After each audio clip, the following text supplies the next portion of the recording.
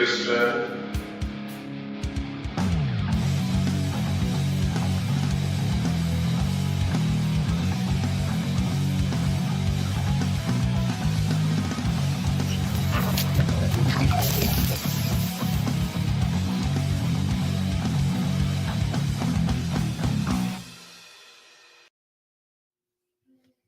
Oh, the Dingus Den is back.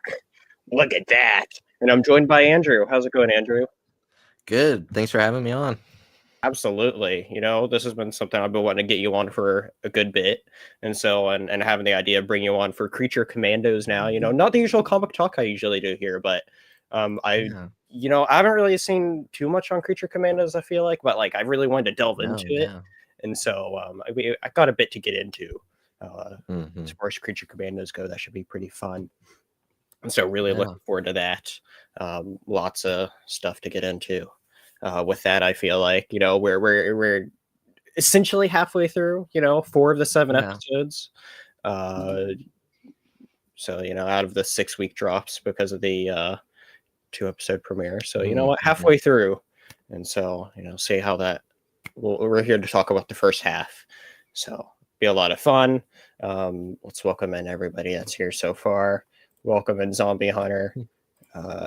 I know Chris was here waiting, and so thank you everybody for coming by. As the Dingus Den is back, so excited! Somehow it returned. Somehow the Dingus Den returned, exactly. And so I'm just very excited to just be back, to have a bunch of stuff to come back with and do. And so I'm just very excited to just be back now that I actually have a setup and everything, But yes, you know what? Castro brings up a good point, and I should have made something to put on the screen, but I didn't.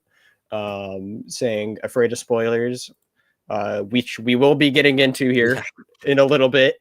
But you know what? Thank you for coming by, being a great supporter and all that. We're going to be doing a bunch of fun stuff here. And so, but lots to get into with Creature Commandos. Well, I guess first, before we get into the actual show itself, let's get into kind of this is the start of the DCU, which is kind of crazy to think about it, Obviously, we just got that big Superman trailer, which is like the main launch, but this is James Gunn is calling the soft launch of it, right? The diehards are watching this. Right, the diehards are watching this, right? It's a very interesting project to kind of launch with, And so but what's your kind of overall feelings? This is the project that the DCU launches with.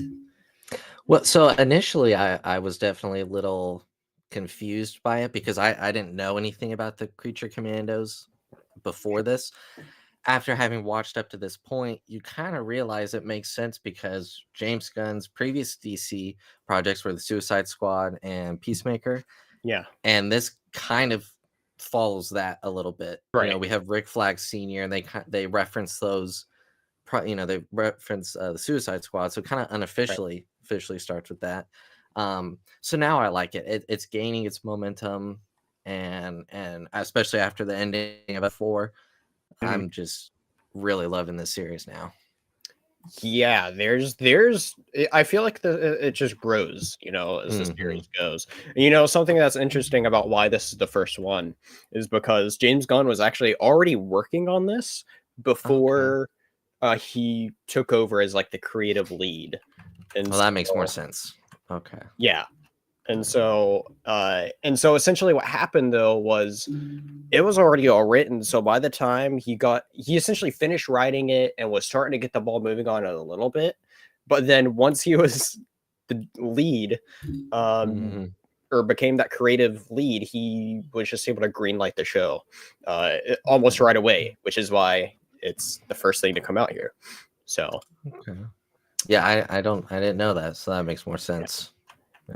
Yeah, it's very interesting, and it makes more sense when you know that background to it for sure. Yeah, definitely.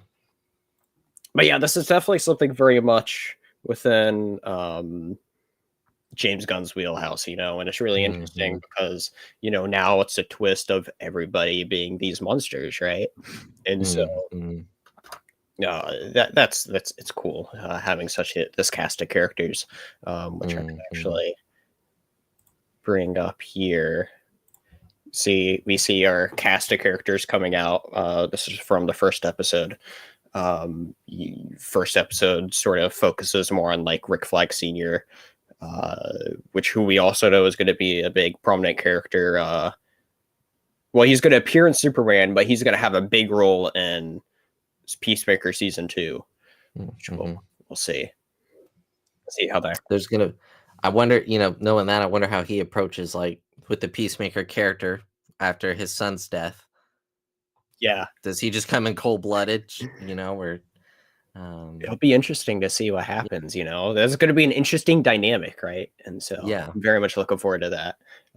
It's interesting because he's this like one consistent thread that we're going to have throughout the first few DCU projects. So it'll be interesting to see that as things go on.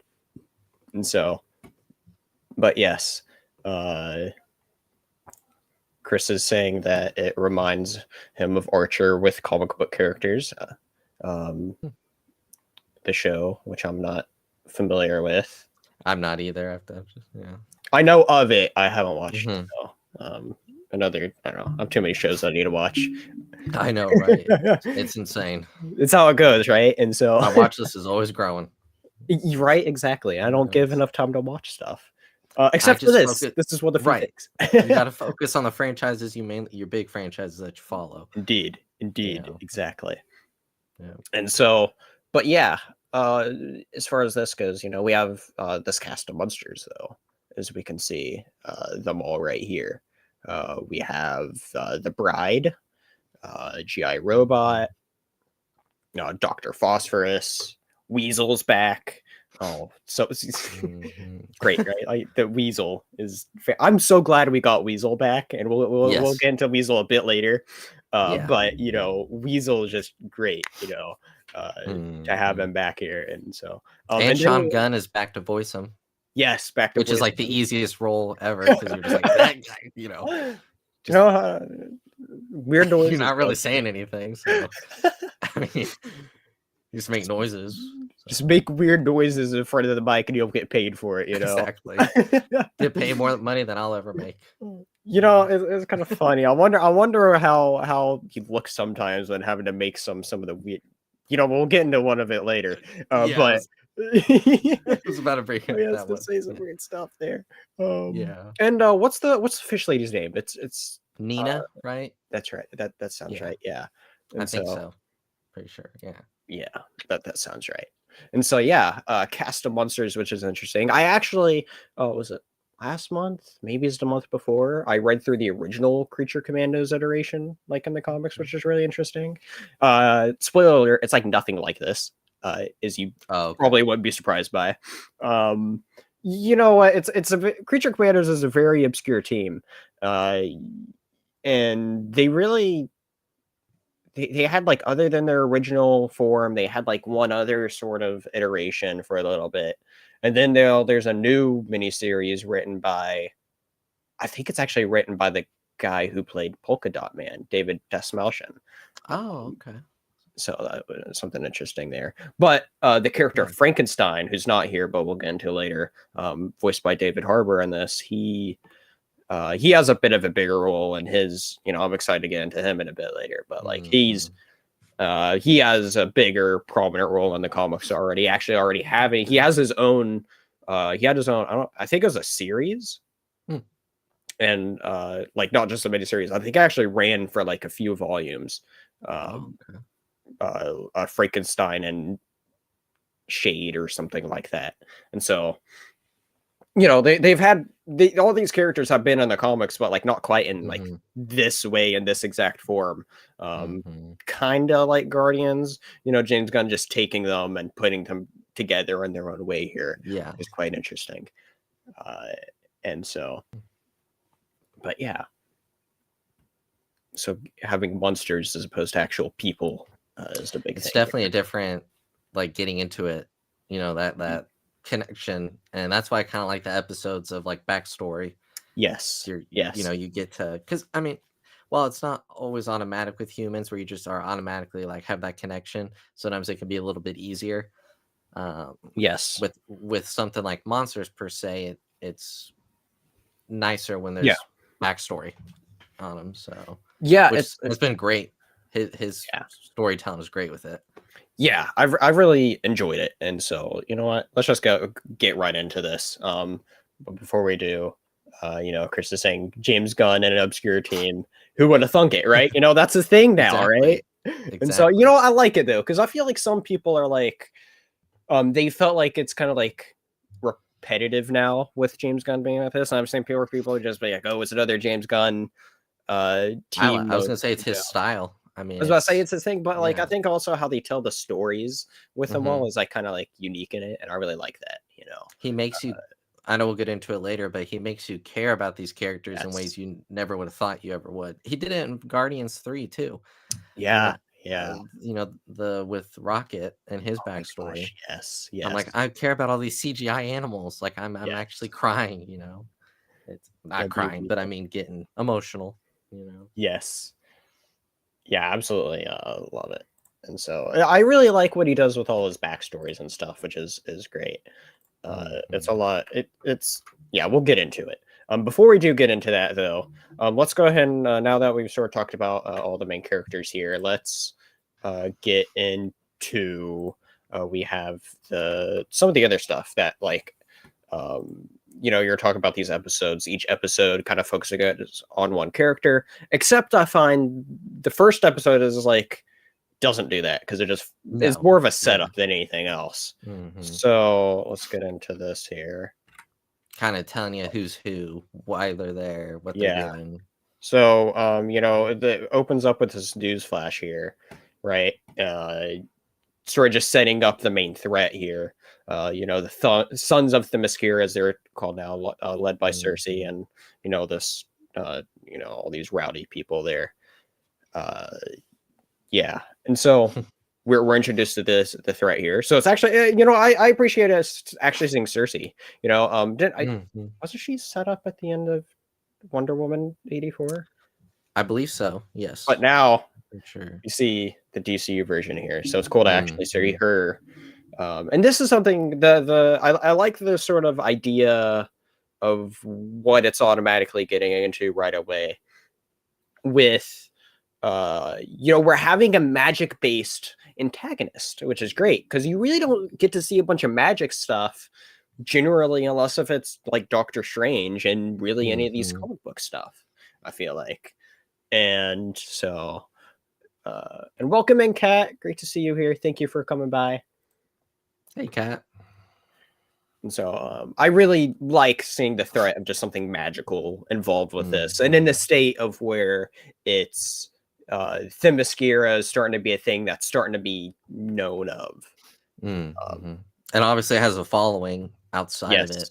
as Right, well, right. All you this know? stuff right here, and so it creates a very interesting dynamic that I like where we're jumping into here into the DCU. I'm liking Mhm. how things are like we're jumping into a point that's midway, so it feels fresh, and it's kind of Mhm. it's jumping past all this origin stuff we've already gotten, which I'm Exactly. personally glad about And and he's doing very that much with enjoying. Superman too, as we all know. Yes, Which I yes, I know we're not getting into that, but that's right. what I'm gonna appreciate about that is we've already Oh, seen that absolutely. so many times. So yeah, that's what I did like about Mhm. this was jump into it with the story, give a little bit of backstory like he does towards the Mhm. end, but it's not a how did Rick Flag get, it's not starting out with like how did he get there, it's Yeah. already just jumping into the action. So Yeah, it's interesting, because as far as Rick Flag goes, it's like it does have that line from the Suicide Squad it follows, right? And so mhm. it'll be cool as we keep on going on with that. But yes, yeah, we're introduced to the main threat here. We got oh gosh, I'm going to look up her name Princess for this. Ilana. Sounds right to It's me. I think Um, it's I don't remember if that's how you say it, but it's like Liana or Ilana. yeah. Anyway, whatever her name is, that Yeah, I'm going to exactly. look The into princess. before. Uh, Yeah, they're given this task to go protect this princess against Cersei and the sons of Themyscira, and so, and you know what? The show, not everything's for everybody. Right. I think this is the point to say this show is absolutely not for everybody, as the show definitely gets violent and the show has sex in it. So Definitely mature, not for yeah, kids. yeah, exactly. And so, especially, mainly involving this character in the latter part there. Her and Rick Flag Sr. gets it on there. And so, Exactly. but And anyway, oh, go on. well, and James Gunn, shared the video of Oh the my recording god. session, which Yes. is pretty funny to I see. don't have that readily pulled up here, but it is absolutely hilarious. I could Um, probably, if you're wanting to show, I don't know if you want to show it here. um, if I get sent it, I'll pull it up, but don't worry Okay, about I'll, it. yeah, because it's only like 5 seconds, I think. Yeah, yeah, it's pretty funny though. Saying method acting, if you will. Let's see here, Ilana Rostovic. Thank you for the name I didn't remember. And There we so, go. See, I don't know if I can share my screen. send me the link and I could just pull it up. Okay, But that'll work yeah, better. yeah, and so yeah, it's pretty. It's her character is, But you know she what? You do what you got to do when it comes to recording. right. Yeah, and so yeah, and so with her character though, it's been pretty. Her character has an interesting evolution throughout the series, but right from the get go, seems like I think there's some looking back on the first episode. I feel like there's kind of like some interesting details, a little bit, fishy stuff that you kind of start picking up on with your character. Mhm. Let's see. She like kind of just goes for Rick like right away, like almost like she's trying to manipulate him. I mean, it's like they just meet each other and then she's all over him, or wanting to be at least. I'm like, whoa, lady. Yeah. No. Okay, let's see here. Let me pull this up here. All right, here we go. So for this, you can see them.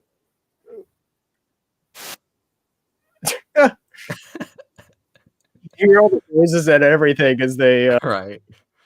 just Can't get taken down. going at it. And you can see what's his name, Frank Grillo, going. Mhm. I remember. And James is just dying. Yeah. I remember him talking about it in an interview, and there it is. He promised he released it, and there it is. Mhm. That's He was at like a hilarious. Comic-Con, right? Or comic convention, I think is where he Yeah, promised it. I think it was back at what is it? San Diego Comic Con, like when the Okay. series got like fully revealed and everything with it. Mhm. So yeah. So there we got it. All right. Yeah, that's funny. But yeah, Back to normal now. yeah, back to normal now. Back to the well, I'm not gonna. I would say scheduled programming as far as I guess what I'm showing here. Yeah, yeah, Back to they your get into usual. it, and which is funny. It's Mhm. we have an established relationship between those two, which is kind of I don't know, very you could tell he didn't want to get into it, but Yeah. as we get into it more here, though, we have we do get our first big fight in the first episode, though, against Rick Flag Sr. and That's Dr. right. Phosphorus. And then, it sets up those boundaries of like, you have that one team leader that's like, oh, right, I have the thing to blow you up. And so, like, you see them fighting over that for a bit. And, Mhm. I guess as there is also a reminder of like, yes, he is there to control them, just like how Waller's there and the Suicide Squad stuff to also control them, I guess, so the same sort of idea. Seeing them all Mhm. battle, seeing Dr. Phosphorus in action is cool. As yeah, I think Yeah. he's just an awesome character. Absolutely Mhm. love him. So he's really cool. I was surprised he didn't get any burns on him, you know. because they got pretty close to each other. But I wonder, because I know he does that in a later episode. I guess it's not just he just touches something and it burns. He has to like, Yeah. it's like a power, I guess. More be a better way to describe Welcome it. in, Patrick. Great to see you here. Hey. Yeah, that's an interesting thought because it's like they definitely touched, but I guess Yeah. maybe not long enough for a full-on burn or something like that, you know. Mhm. But yeah, they had a fight, which was cool. Mhm. Is cool, you know. I mean, the big thing with episode 1 for me is it was just a big setup as it delved Exactly. into Yeah.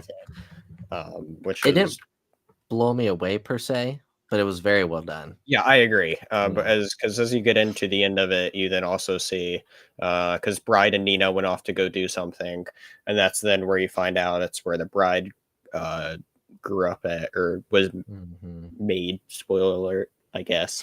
What? And you see Frankenstein there at the end as well.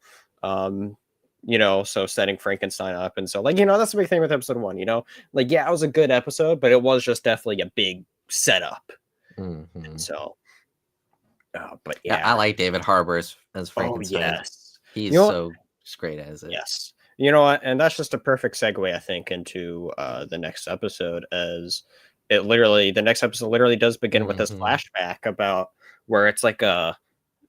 I absolutely loved episode 2. Like this is when you start getting into these great backstories. This one, I mean, Mhm. all the backstories are like great, but Yeah. and different and great for different reasons, and that's why the reason why I'm Mhm. just loving the show so far. But with this one in particular, though, it's like you're having uh, you get to see a reverse Frankenstein here because in the original Frankenstein novel, he didn't want the bride to be made, but now on this one, he like is wanting her to be made. So he has somebody to love, and so like it's interesting because it's like I said, it's this reverse Frankenstein idea. So that's why you have the bride here, and so it's really cool to see how it does connect back to Mary Shelley's original version of Frankenstein and actually having Dr. Frankenstein there with the monster there. Yeah, and this story definitely gets really intense Oh my gosh, too, yes. with the relationship between the bride and uh what's the Frankenstein, Yeah. um and especially later when he's teaching her Yeah, you talk about the everything, and relationship then between them there. yeah. Big part of the episode for sure. Is Mhm. it really makes you feel for it. I feel like as you're just getting into it, because that's most of this episode's a flashback. There's a little bit of stuff that happens in the modern era, which we'll get into. Mhm. It's a it's just one wonderful flashback. I feel like as wonderful as well as the storytelling goes, because Mhm. I think James Gunn is. I think he did a great job writing this series, Most definitely, yes. but yeah, when it comes to this backstory, though, it's so good. I absolutely love it with getting into the backstories of them, uh, and yeah, it's just great. Especially when Frankenstein walks in towards the end of the flashback Oh and yeah, um sees them, doing what they're doing, and oh then yes. I'll keep it PG there.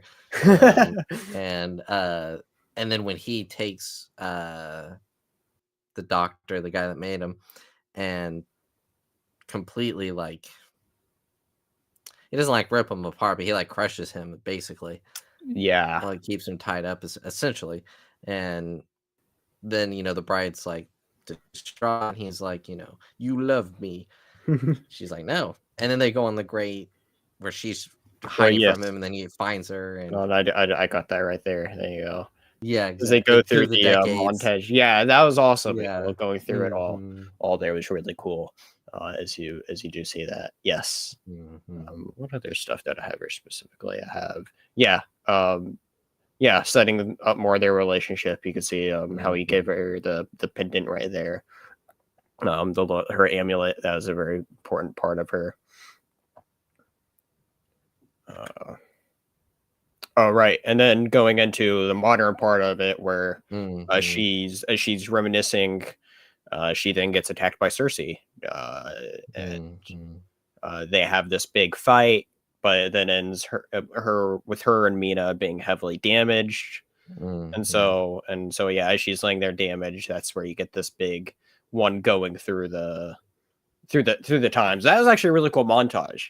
I thought it was pretty interesting, and so and then at the end you see the Creature Commandos, I guess, starting to go on their way. So Yeah, well, and at the battle with their fight with Cersei, like I know they're monsters and like she can be put back together, but I was like, she's gonna die. Like they're gonna James Gunn's because in the Suicide Squad he kills off like everyone in the first scene. oh my gosh, I yes. was like, I actually wouldn't. I was watching. I was like, you know what? I actually wouldn't put it past him to kill them in the second episode. Like That brings up a good point. I yeah, didn't think about that particularly with those characters there, but you're right. I remember going into the Suicide Squad being like, oh yeah, I wonder how Captain Boomerang's gonna play into this, because exactly. Captain Yeah, Boomerang, and then they all kind of die. And it's funny because of how much some of those actors were given press for the movie. It's pretty funny. exactly. Yeah, exactly. Oh, yeah. Uh, And there were a lot of big names too that he killed off, that's actor true. wise, like Yeah, in there. Yeah, the guy who made him. You mean Dr. Frankenstein? Yes. Frankenstein. Yeah, Yes, exactly. So, but yeah, it's a lot of names to remember with this show. Okay, right. There's a lot, and it only grows, for sure. exactly. But yeah, second episode though, like I like it was a big standout episode for me, and it's kind of hard for me to like. I guess we'll touch on it in the end, but like, it's kind of hard for me to pick like a favorite episode. But like, if I had to only pick one, it might be this one. Because I love the classic spin on Frankenstein, and you see their relationship, and it really was a greatly told flashback, and seeing Frankenstein under a new light, or the monster there, whatever you want to say about him. So Yeah, I agree. Right now, this is my favorite episode. okay, My favorite moment, though, and we'll get to it, is in episode 4, which I'll touch on more when we get there. Sure. But this is definitely my favorite. But really, I'm liking them all. But this is definitely the standout. So, yeah. It's been a wonderful episode. That's for sure. And to think, especially, I know it's animation, but we're used to these 45-minute episodes. Yeah, and we're getting great storytelling in 20 to 24 minutes. That's true. And they feel like they go by so quick just because they're so good. I just get into it, and the thing I know, credits. Right, essentially. It's just like, dang, it's already over. Yeah, after you crush my emotions in some way or another. Especially with this next episode. Let's get into it. Where next episode focuses with on GI Robot. We get to see as they like come rescue, come to the house there. The other Creature Commandos that didn't get completely crushed by Cersei. We see we start getting into some of the flashbacks for GI Robot, and here we actually have a big cameo here of Sergeant Rock. Okay. Yeah. That's okay. I was wondering. Yeah. So that's Sergeant Rock there in the middle. And then you see with him, it's his whole team there. And so, which they're also working on a Sergeant Rock movie, supposedly. Not, nothing's official till James Gunn says it, but that's what Daniel Craig, right? Well, I know that's a rumor of who could play him, and it's from what's that director's name? Luca. Oh, I don't remember. Yeah, I can't say his last name because I know I butcher it. But he just did Queer, right? Yes, and that's what's interesting is because I feel like this is quite a different project than what he'd supposedly do, and so very interesting. Yeah. Unless James Gunn confirms it on Threads. That's I true. usually wait, which actually that's one thing I like about him is he replies to people a lot. Yeah, and so it's pretty easy to have there will be like a rumor or report, and then he'll come in and be like, actually no. So it's usually most of the time rumors and reports don't live very long because he'll either confirm it or deny it. So yeah, he's going to be careful too about trying to which ones to tackle or not.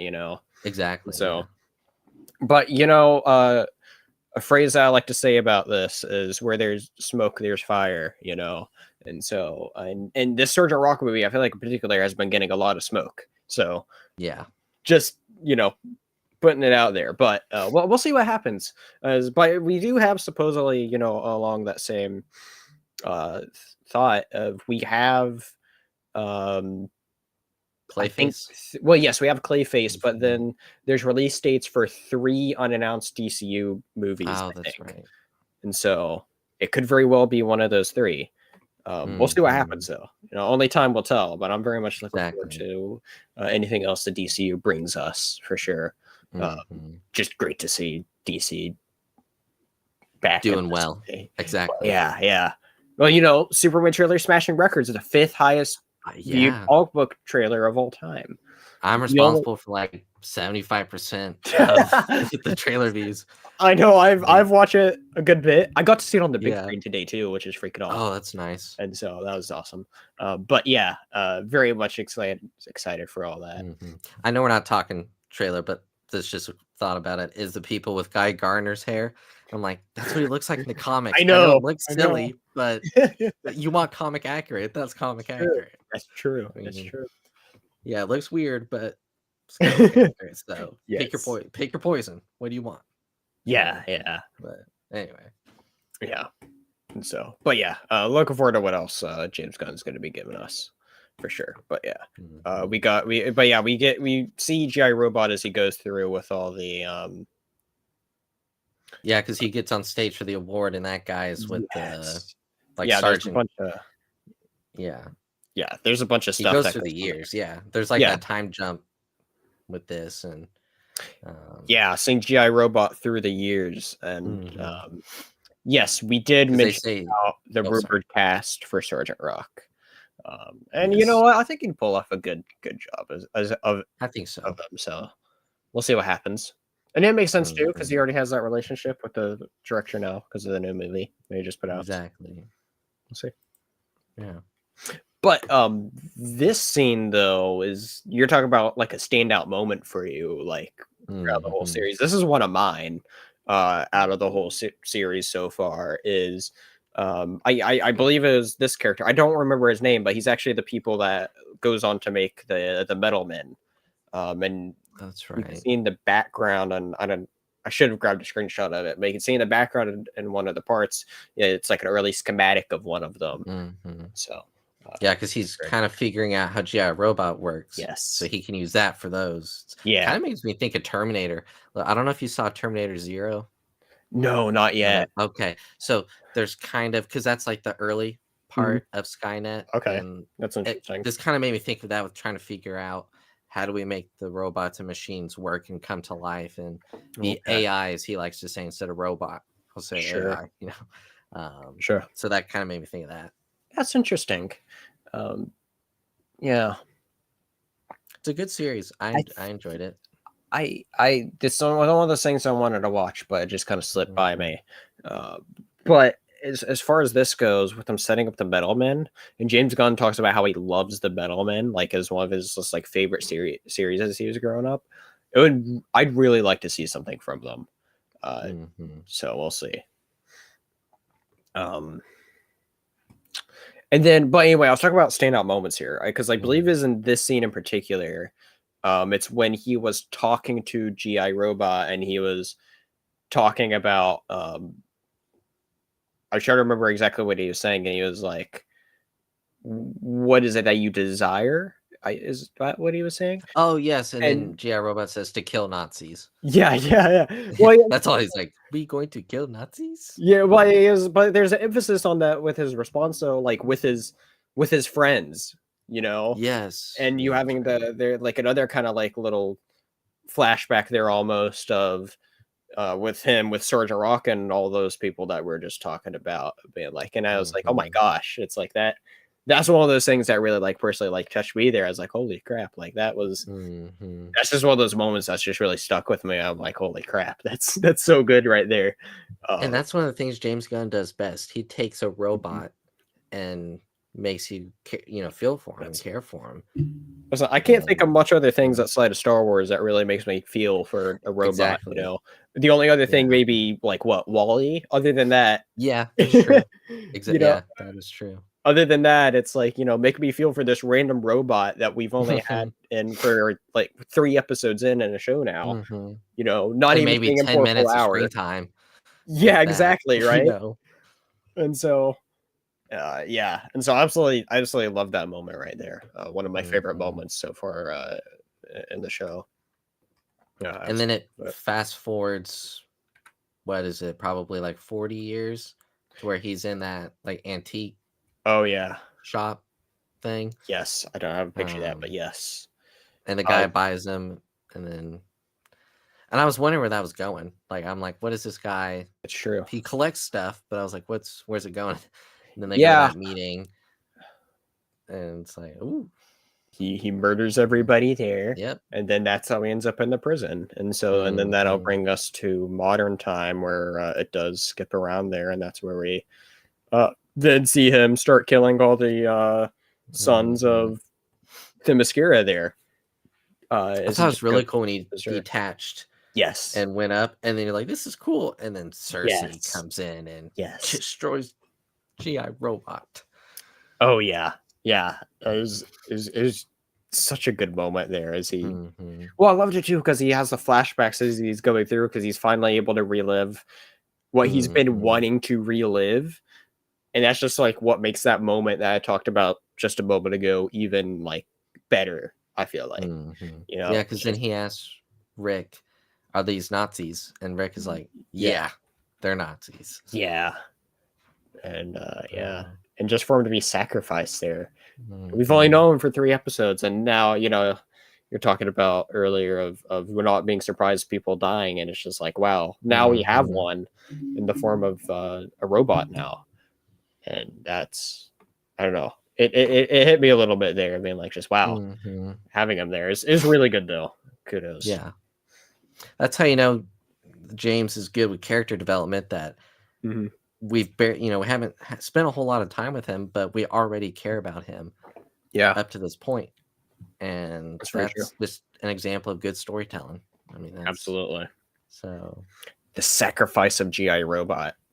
Mhm. As Well, he's and I forgot to say, in modern time, he saves Mina when she's up in the yes. bathtub because she Oh can't leave, but yes. they put the barbed wire, so he carries her out, Right. because Yes. that's when they're having to get back to the castle, which is where You're how they end right. up here. That's very true. So, Yes.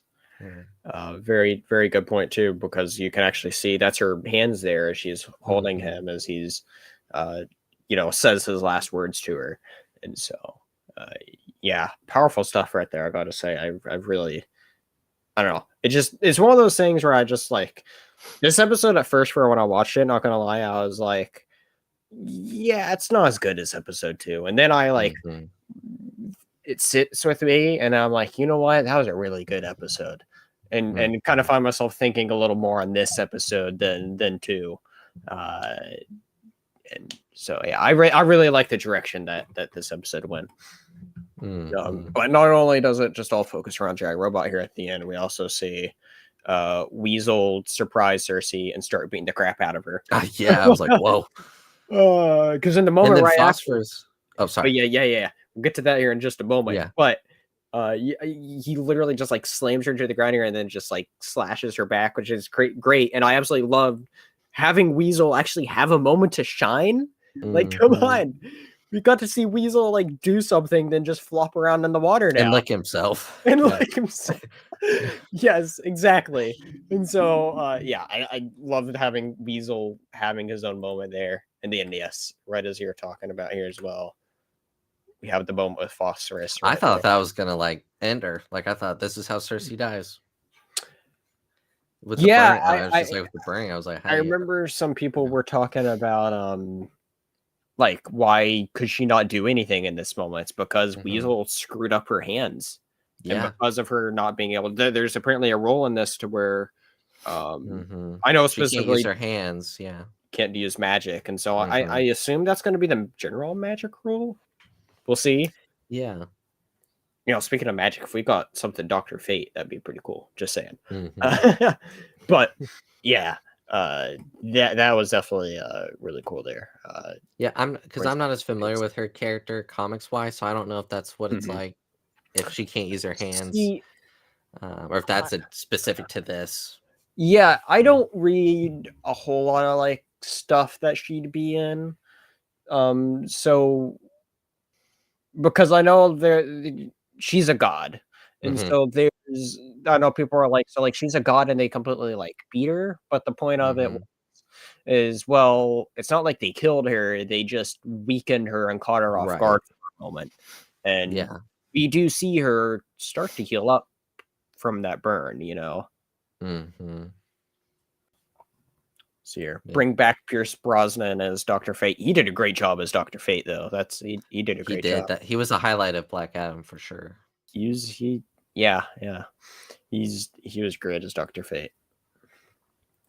Which really, with how much towards the end of the DCEU, it would set up stuff that didn't happen. So I mean, you could bring his character in and be like a different version or whatever. And how many people actually saw Black Adam that are the general audience? Because it also was sort of that weird pandemic time where not a whole lot of people were going to the theater. They were waiting for streaming.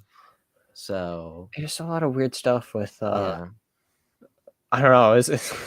People are really hard on how poor Black Adam did in the box office, but I think that was overall what, third highest DC movie I to think perform in the so. box office post Yeah. pandemic.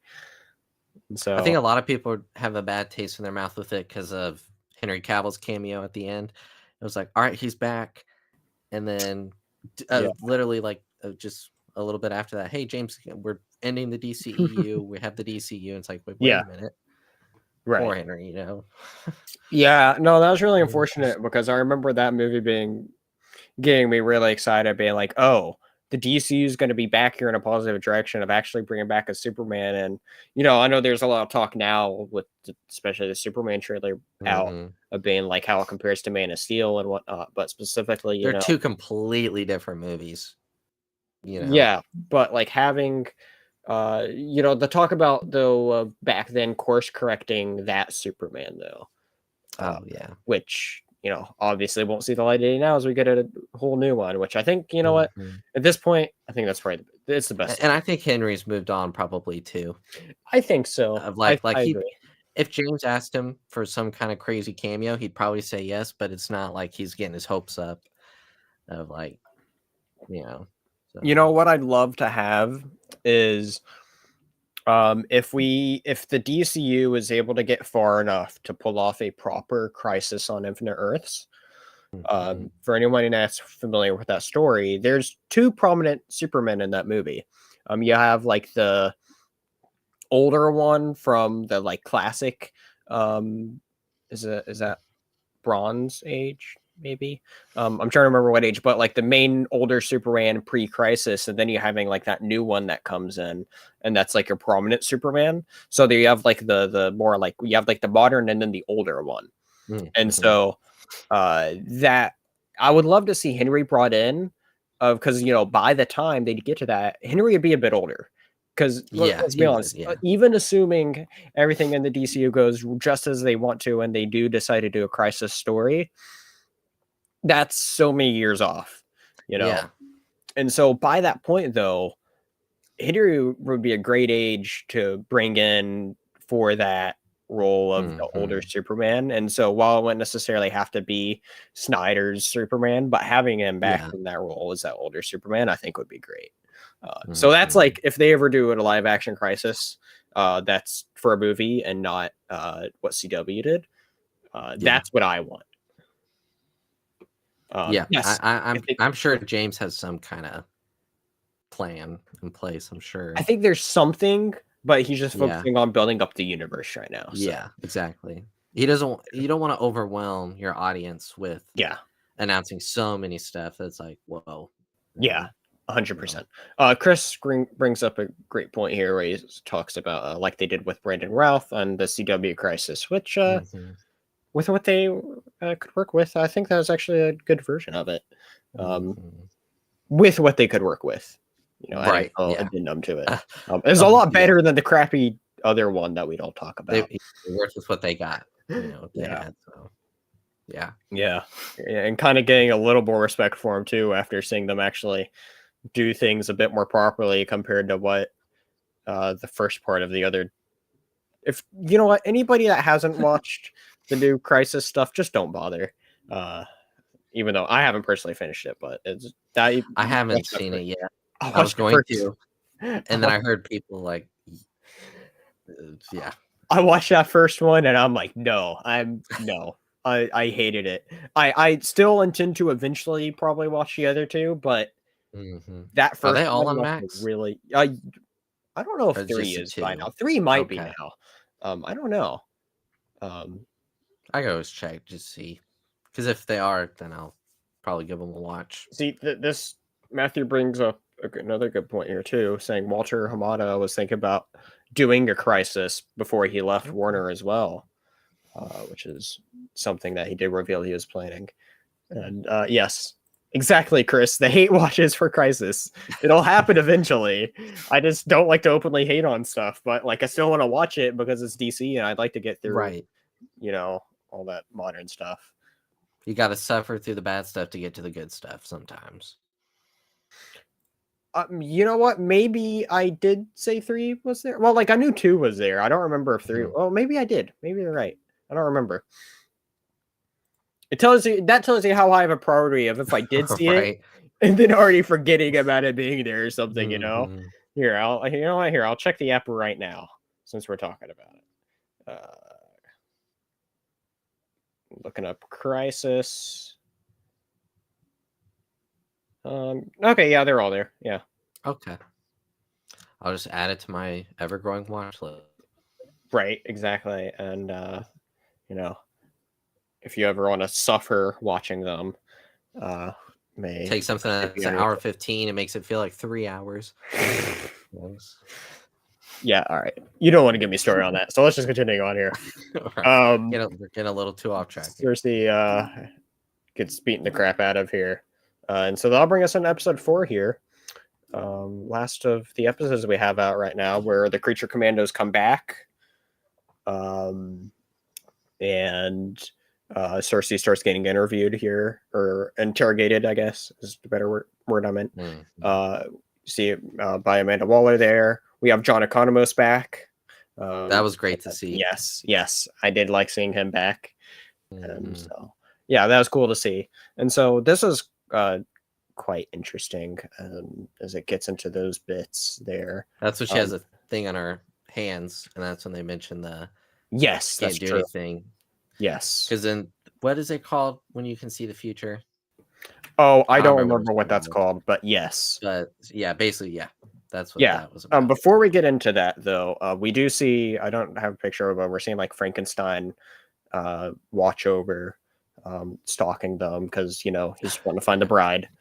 But we have this interesting storyline of Weasel having a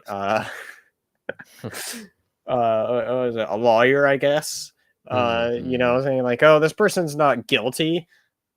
And so, and we start seeing a little bit of the flashback. But yes, isn't this a wonderful still? Exactly. Yeah. Absolutely. Like you're talking about like the weird noises Sean Gunn has to make. And I can only I want to see how he recorded these sounds. I know, right? Yeah. And then he gets sees the picture and she's like, did these ring a bell? And he just eats it. I know, right? He has the flashback first and then he eats it. Right. And so I don't have any pictures from that first flashback, but that's very important as we start seeing him play with these kids.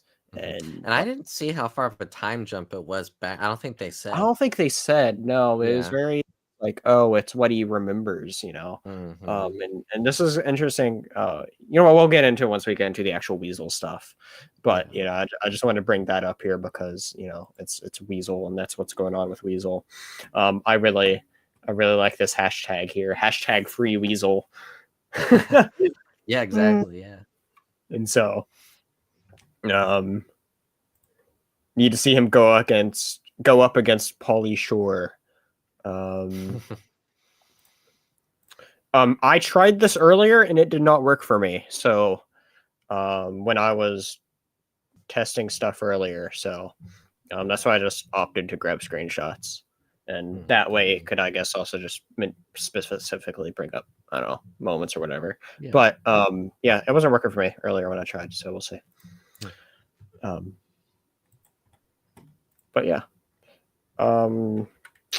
Up next, we got the flashback with the interrogation scene there, where we see what's her name? Hold on. So here somewhere, Lana Rostovic. Thank you, Chris.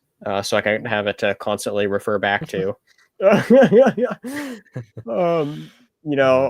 we got Gorilla Grodd there, which is pretty awesome.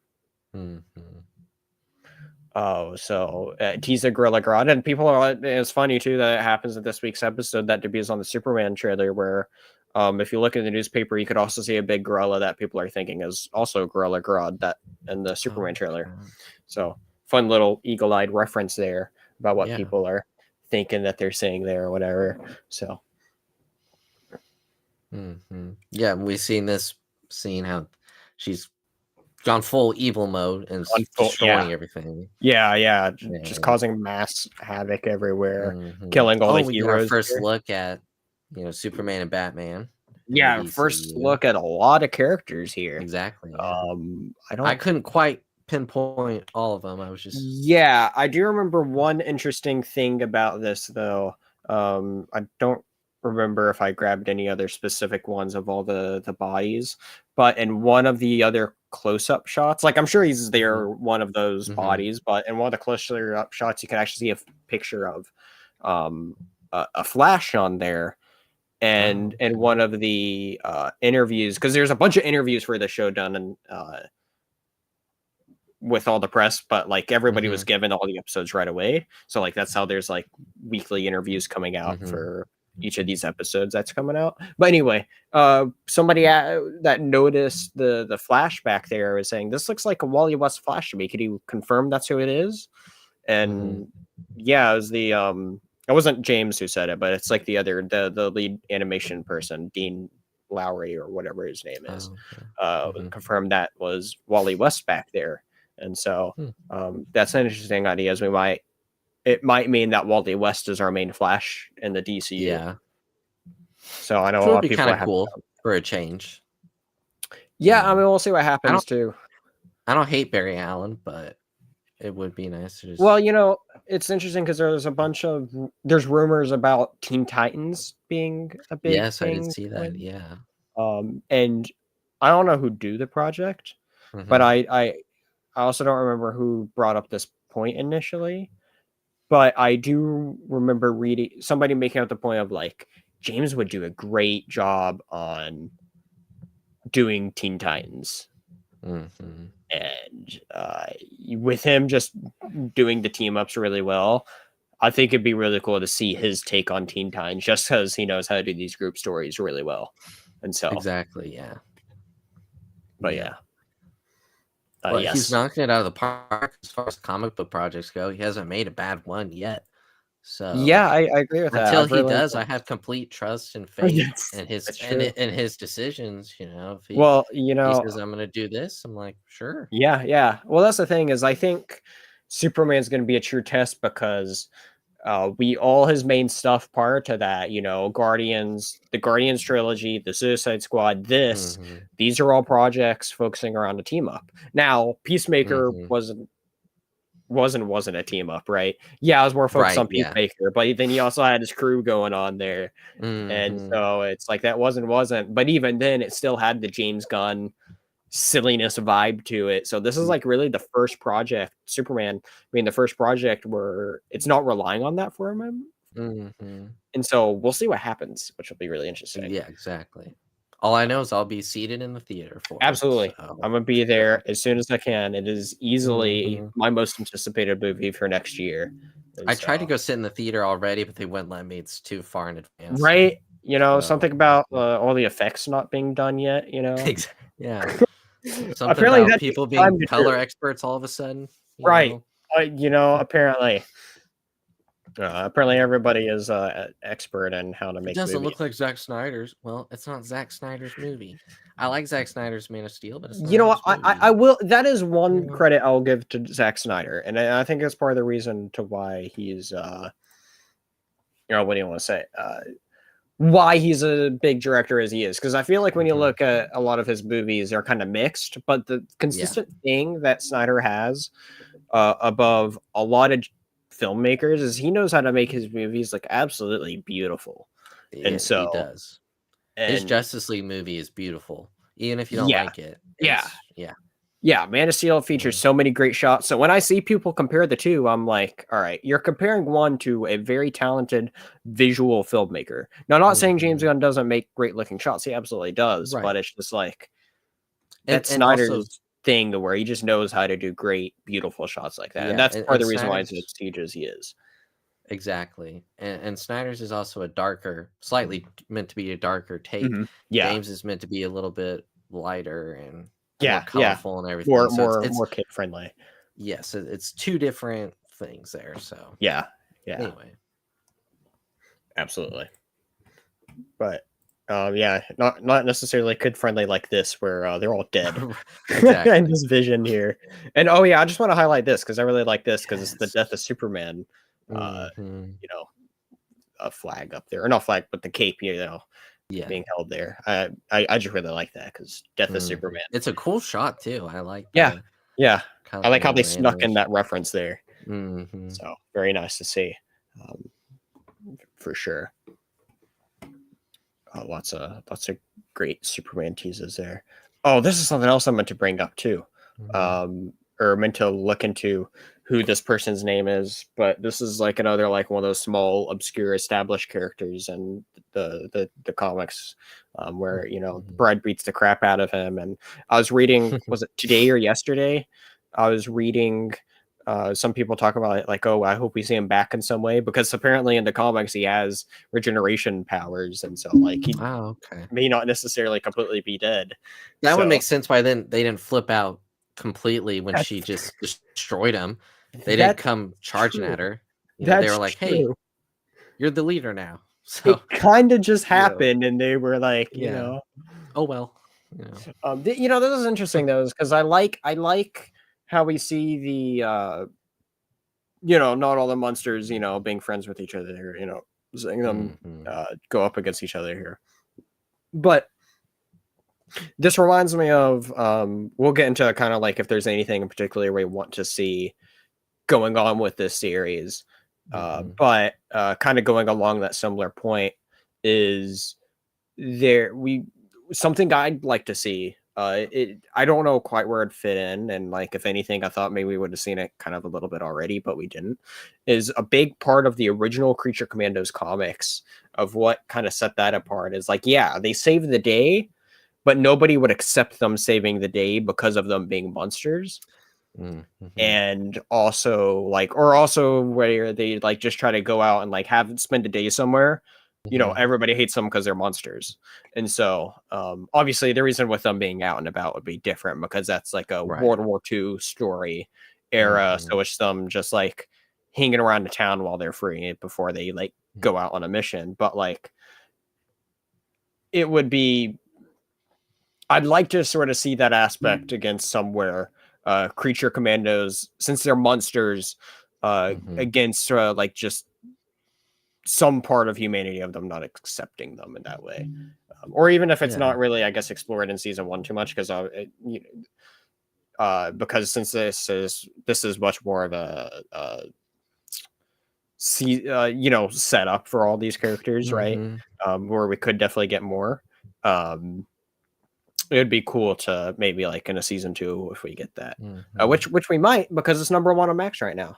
Yeah, and So I'd be down for it. So, yeah, well, absolutely. and we know, I know some of these characters would be hard to do like in live action, but I know when these actors were signing on to these roles, it was Yes. you play him. So, like David Cornswet playing Superman in live action. If Superman pops up in animation, he'll voice him. Video game, he'll voice him. If he's in a TV show, he'll play him. So these characters could also appear. I don't know if it made sense in another TV show or video game, even, and it could further develop their story. But that's why I like that all these episodes aren't full flashback. So we're still moving the story along with getting flashbacks. So it's doing two things. It's doing a Yes, lot in 20 minutes to that's be for sure. honest. And but it's great because there's 3 episodes left and Mhm. there's Mina. I guess there's just Mina and Dr. Phosphorus that they haven't done monster wise. Yeah, because we didn't So necessarily get flashbacks with Rick Flag Senior, so like that could be yeah. part of the finale. So we'll see what Yeah. happens for sure. So yeah. But yeah, let's see here. What else do we got? Oh yeah, speaking of Oh, him, mhm. we got Frankenstein and him fighting because Frankenstein thought he was trying to take the bride from her. He's like, "Oh, I saw your Mhm. lovingly face on her." She in love with you. It's Right, like, she in love with you. That's yeah. where also Rick Flag Senior finds out from that, because of the flashback of Alana, was that her name? Uh, you know, uh, being evil. So and because of him having sex with her, he doesn't think she doesn't think she's evil. You know, Mhm. they have a relationship now. A forced relationship apparently that he now agrees to. I Exactly. guess. Yeah. Gosh. Well, Frankenstein's mood swings are so funny because he's angry, and then Rick Flags he's like, "I got the gun to your eye," and he's like, "I'm in an uncomfortable position." He starts crying. Yep, yeah, and he's like, because he goes, "I bet your eye isn't bulletproof." It's like, Right? Yes, yeah. absolutely. And then Rick Flag says princess, and Frankenstein says, "Is that what you call her now, princess?" Right. And then and then Rick Flag goes, "You want coffee?" And he goes, "How about tea?" Right. It's like, all Yeah. right, You know what? Valid answer. I'd definitely prefer tea. yeah. But yeah. Yeah, no, I think this is kind of like a cool like mid-season twist though, because we're now Mhm, seeing, who we thought was good and I guess who we thought was bad might be switched now. And Creature mhm. Commandos are now they're just in the center of it now. Yeah, So they're just all in the center and of and it. you learn from a lot of their stories. They didn't start out per se as villains, and Yeah. they really aren't necessarily villains. They were put in situations that made it look like they are because they look different.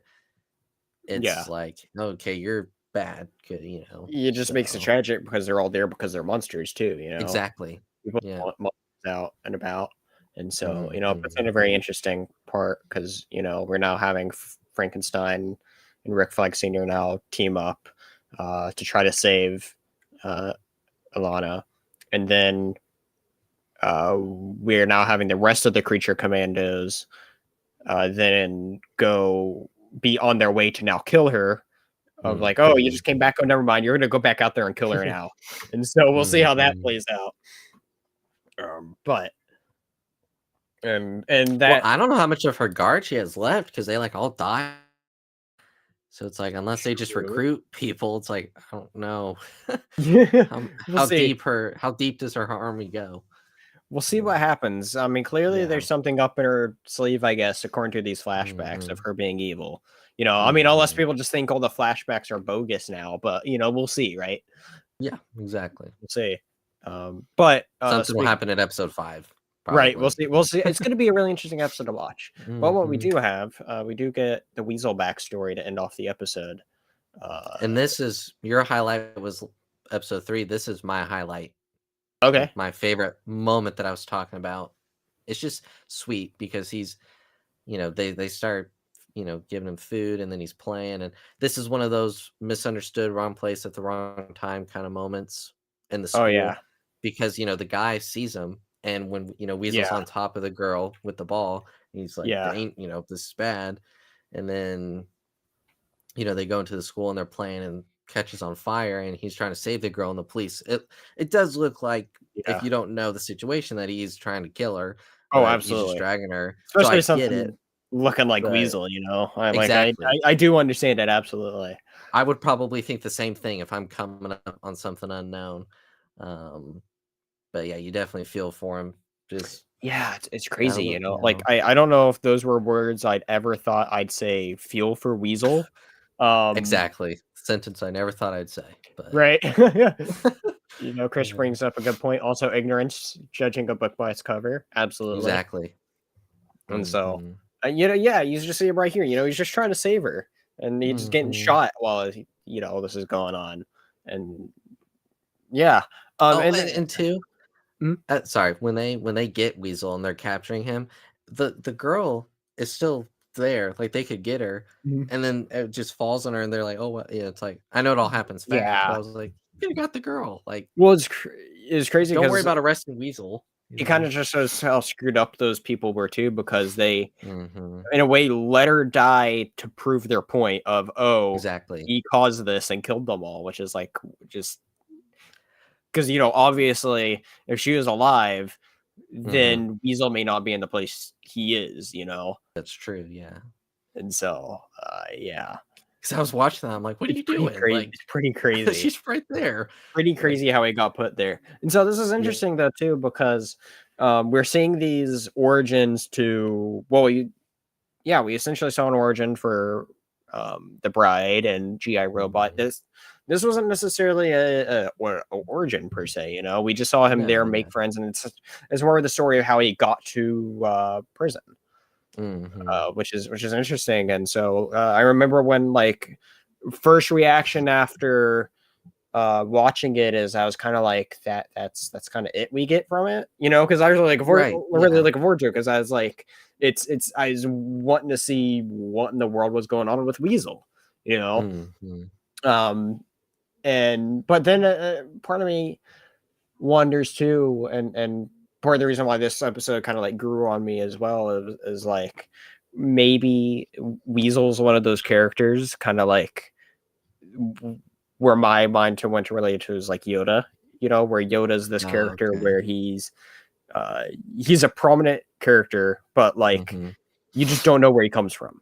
And that's part of Star Wars that's George Lucas was very heavy on don't explore where Yoda came from. He didn't want to touch on that at all. And I wonder if that same idea transfers to Weasel of being is this just less meant to is be more? Yeah. We don't necessarily know how this Weasel came about, but this is how we ended up in that situation, And so we'll see as we get more Weasel. It was very well done. This scene, it was it's only a few minutes long, really, but we really didn't get other than that first episode. This episode barely had the flashbacks, because we got to see a bit of the stuff set up before. It was only a couple minutes, and then we got the big dump of the flashback at the end as he's dreaming, right? So and I do appreciate all the different storytelling of the flashbacks too, right? Because even though these all have flashbacks, they're all implemented in completely different ways too, and how they're integrated throughout the story. And so and they weave in between the story and the flashbacks really well. It doesn't feel like it's we're getting going and then cut. It they weave a little bit. It doesn't feel like the back to tank, if you know what I mean, Exactly. It doesn't feel like Joker 2, where it's a little bit, all right, we're gonna sing, and then all right, now we're gonna do a scene, sing, and it's okay. Taking me out of the story. It doesn't take you out of the story, is what I'm trying to say. Out on Max now for anybody that wants to watch. I'm tempted. This is the physical, this is the collector in me. I'm tempted to get the Steelbook because I have Joker on Steelbook, and I'm like, it would look nice. They look nice, but then you're paying for what? I'm paying for Joker 2, and it's exactly. I want to pay $30. Maybe it'll be on wait sale. till it gets cheaper. I was about to say it'll probably be on sale, because I don't know who wants to buy that, seeing how bad it did in the box office. Yeah, although sometimes movies do bad at the box office because they're just not known. People just don't hear about them. Well, definitely not for Joker 2, though. That's the thing. No, definitely not. People watch that and they're like, "This is garbage. Don't want this." I think what made it even worse is Todd Phillips was basically "Oh my god." There was a whole lot of stuff going on with Todd Phillips where he just was just doing the worst he could do, basically, for reasons he's not a bad director per se. Yeah, because obviously he directed Joker, but there were definitely a lot of moments in there where you're like, okay, we're not this dumb as an audience, Yeah, that's true. Oh my gosh, yeah, But that's a whole nother can of that's worms. a whole other thing there for sure. Um, Yeah. yeah, we'll see. How if we ever, I guess, get Joker in the DCU. I mean, surely we will at some point, but Hmm. I think I James don't know Gunn's if having a sense of what's overdone and what's not. Mhm. But you know, it's one of those things where I feel like at some point you have to have Joker there with Batman. You know, Most you just have definitely. to. You can't have Batman without Joker. I mean, Right, right, essentially, they right. go Like hand in hand. he So has to. He has to be there eventually. Does he it's have to like be there Lex right Luthor with away? Superman. Right, Yeah. Yeah, right. no, well, sure. So That's why I liked in the Batman. He's not till like the very end. yeah, I mean, there's that deleted scene with him that's longer, but in the actual movie. sure, yeah, So absolutely. I actually like the idea. If I don't think they'll do this, but they could bring it's still early enough, they could bring Robert Pattinson's Batman as the DCU Batman, and I would love with how bright and colorful Superman is and how dark and gritty Batman is. Yeah, I think those would go really well together. You it's have those it's a very interesting commanders. contrast, and it would serve the Yeah. point for James Gunn's for this new DCU to show the broad spectrum of what DC can do, and Mhm. that's the reason why James Gunn was talking about why if he had this creative lead, he wasn't sure, like offered at Marvel, like same thing Mhm. that he does for DC now, but for Marvel, he wasn't sure if he'd take it because he's always just wanted to tell more DC stories because of the spectrum that of that DC has overall compared to Marvel, and Mhm. so it's really interesting to see how exactly you have the world's finest there. You know, one's like one Mhm. of the darkest heroes in some sense of the universe, and then the other being like the brightest, most uplifting person that you can have there.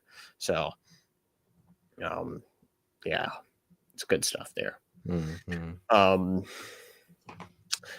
but anyway, we so anyway, 4 episodes here. Uh, is there anything that you're like wanting? Well, actually, no. Before we go into anything that you want or anything you think may happen, um, what's your sort of like overall any sort of like closing thoughts on these episodes at all? Yeah, I mean, I'd say I'm definitely really enjoying the series right now. I thought I got off to a pretty solid start with episode one, and then, like we said earlier, episode two was just right now the best episode out of the four.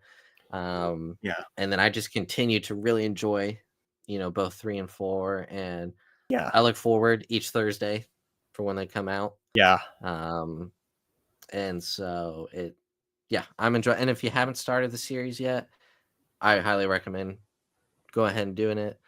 Um, it's I didn't have any knowledge on these characters before going into the series, as far as the creatures go. Um, so you're right. yeah. Yeah, I agree. It's been a really awesome watch so far. You know, the after that first episode, it just gets going. Absolutely love those flashback episodes. I think if I was to probably like personally rate them or rank them, it'd probably be Hmm. like 2, 3, 4, 1. I think is mine. Uh, I think that's mine as well. Power so Rangers. Yeah. yeah, yeah. And so it's been a great show so far. Definitely Hmm. looking forward to more. I think it's a very promising start. You know, cool, mature start. You know, it's going to be. You know, Yeah. it's going to be a tentpole setup in a sense of there's a mature side to the DCU, but then it's also Hmm. uh, in a sense too. It's your familiar James Gunn sort of project that you Hmm. know it's a I think it serves as a good soft reboot as well, Yeah. and I think people need to be open to showcasing the having a mix of bigger and smaller as far as people know of like well Hmm. known not as well known characters or teams in the DCU is. I think it's important to Hmm. also highlight the smaller stuff as well because I think we're starting to see Marvel have an issue now where they've shot all the big stuff except for what they're doing Yeah. with Fantastic Four, right? So now they're having to Hmm. rely on all the small stuff. People are like, why do we like we don't care about these smaller stuff? And so Right. Exactly. I think DC in the long run it could also benefit them very much too by Hmm. mixing the big and the small from the And get-go. introducing the general audience to characters they wouldn't have known otherwise. See, that's the thing. You You can't say somebody's bad if you don't know them. You know, you just have to exactly. be open to it. And so, and this specifically for me is like seeing like specifically Doctor Phosphorus. I don't know when he's going to be in the show. Like I don't know if we know who's this. Like I know all the episode titles are next, so maybe you could probably speculate them because I know the one for Weasel was called Chasing Squirrels. So like obviously that one goes with Weasel. So I don't know if the other I'll look up. Let's see. I'm gonna go to IMDb and look at the episode. I'll look at the episode guide and see if it has the. Let's see here. Yeah, I'm trying to see if episode guide. It's probably up here. But so episode 5. Oh, here we go. I see. I am not IMDb. Wikipedia references next one being called the Iron Pot. So, between the other two monsters, I don't know who that'd be.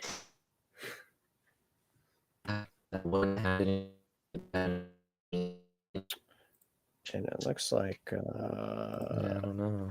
Oh, there we go. You're lagging out there for a moment, but you're okay now. No, you're okay. But yeah, we'll see what happens for sure.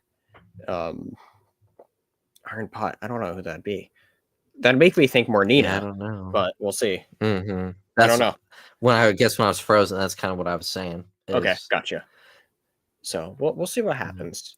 I know it. The Clayface stuff we saw. He's going to be in next episode. So spoiler alert, I guess. But we're getting Clayface next episode.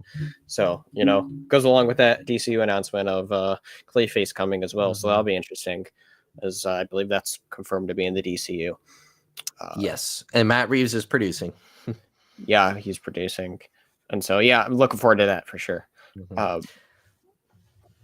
Is there any sort of like wishes that you have for these last 3 at all, or anything you want to see, like anything at all? I just wish for them to continue to be as good, if not better. I mean, like I said, I'm not very familiar with comic stuff, so I can't really say like, oh, it'd be cool for them to do this.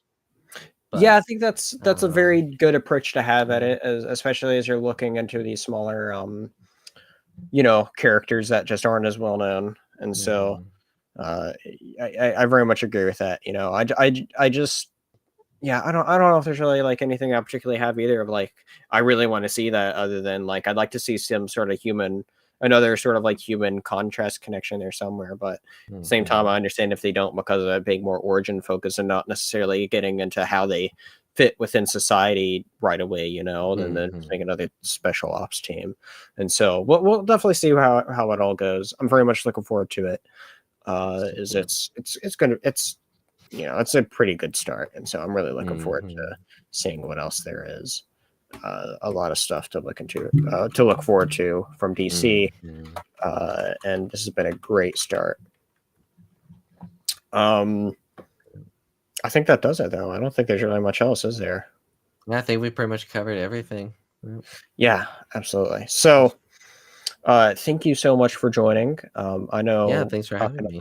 It's great having you on. Yeah. I know we want to be back for the last 3 episodes. So after they come out, we'll try to be back for that to cover the rest of these. But yeah, this is the review so far of Creature Commandos. What we thought of it, very positive. Go check it out if you haven't already. Very highly recommend it. As even though we covered the main plot points, there's a lot of little details we definitely just did not cover at all. So and Easter eggs that maybe we didn't even see. Yeah. Like I know in the prison there's like some other characters there. Like I know there's like a Orca character that appears in what is it? Who's he appear? What comic did he appear in? I don't remember, but it's a big Orca character that maybe it's like Superman fights or somebody. But anyway, that's a cool reference that I saw somebody point out. So yeah, we'll see what happens as the DCU continues. But thank you so much for joining, Andrew. Where can the people find you at? So you can find me over on the Feast of Fandoms YouTube channel. On the Monday nights, we go live at 9:30 Eastern for MCU Mondays.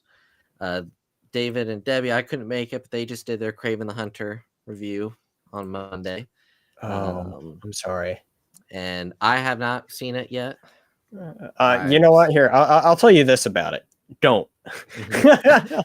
I'm kind of like, because my closest theater is 30 minutes away, and I'm like, do I want to drive 30 It's minutes? It's not worth it for that movie. I'll tell just you. wait it on for Netflix. Or Here, I have heard the line when my grandmother died. I didn't think I'd see her again. It's like, really? But you see. Yeah, that movie, I did a little short review of it on Red Shirts Remastered. I did a little Craven short. If you haven't checked it out, go check it. You know what? I'll be sure to link it down below for anybody watching. I'm gonna but yeah, I did a little short for Craven review, and essentially all I said was it's just better than Madam Web. That at least I could say that. And so not a high bar, but not a high bar, right? No, but with that being said, I honestly did think Morbius was just better. So so take that as you will. It's in between Morbius and Madam Web. Right. Yeah. It tells me what I need to know. Yeah. Tell you what you need to know.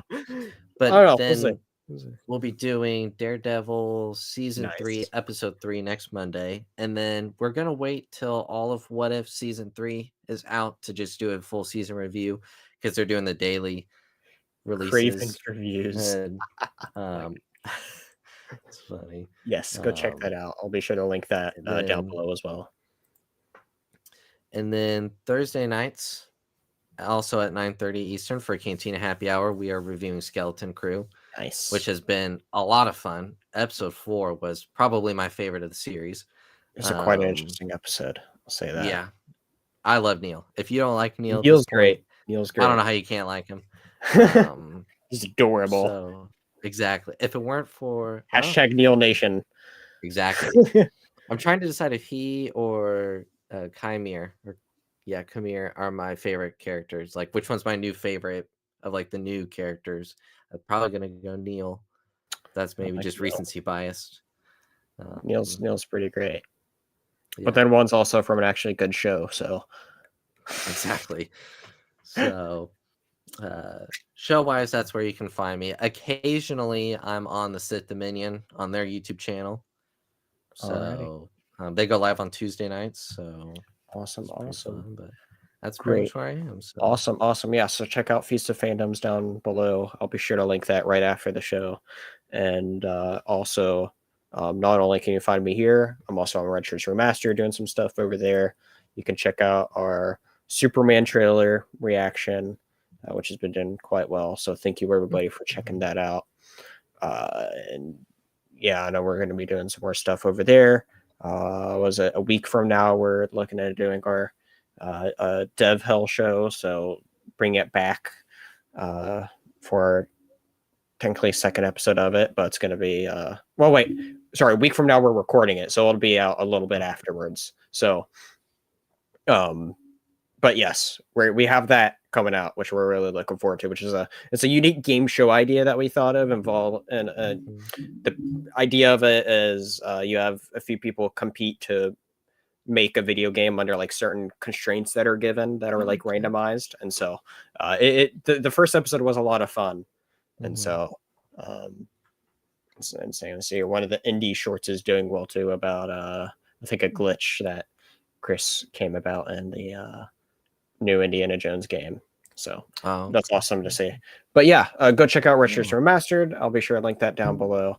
And as well, be sure to come back here to the Dingus Den for a lot more fun stuff, as I have lots more DC stuff working on. While I do some stuff with Red Shirts, such as that Superman trailer reaction there. I am also working on doing a lot of DC stuff here. I'm bringing specifically Superman. I'll say that. I'm working on bringing some Superman stuff in because of, we got a big Superman movie coming out. So I got some Superman comics to talk about. So I got some big ones there to do, as well as just looking at how to do some other content here and there as well. I will say this, I'm specifically looking to maybe like solo reviewing some comics here and there. So I'm still trying to figure out how I want to do that. So we'll see. Even though my channel, I haven't done anything here for like 2 months because of my PC crapping out. The ideas have never stopped, and so He's got a big whiteboard. I know. Can't let it be leaked. A big whiteboard that's just been in here for 2 months where I haven't done anything. And so, exactly. And so, been very much wanting to get back into making stuff. So, I'm glad to, finally be able to make stuff. I have a few weeks to where I could just freely work on stuff too before I need to like worry about too much else. So, I'm going to be doing some stuff here. Very excited for that. And so, be on the lookout for more in whatever form as I experiment with other stuff, most likely. So, keep an eye out, everybody. But until next time, see you later on the Dingus Den. Laters, everybody.